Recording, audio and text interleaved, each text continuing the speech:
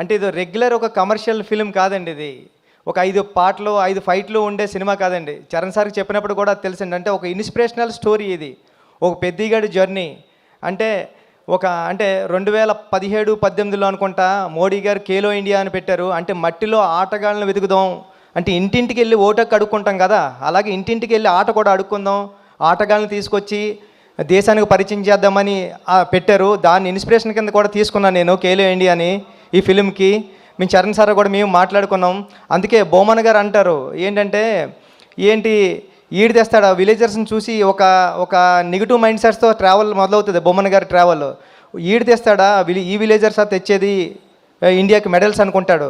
కానీ ఆయన mind set మారి ఈ విలేజర్స్ మెడల్స్ తేగలరని ప్రూవ్ చేసేయడానికి. ఎందుకంటే ఫర్ ఎగ్జాంపుల్ విలేజెస్లో ఒక 150 కేజీలు 200 కేజీలు మూటలు అలవోకగా మోసేసే ఒక మనిషి ఇక్కడ ఉండిపోయాడు కాబట్టి కూలోడు అయ్యాడు. అదే నేషనల్కి వెళ్ళి ఉంటే ఒక హెవీ వెయిట్ ఛాంపియన్ అవుతాడని నేను నమ్మానండి.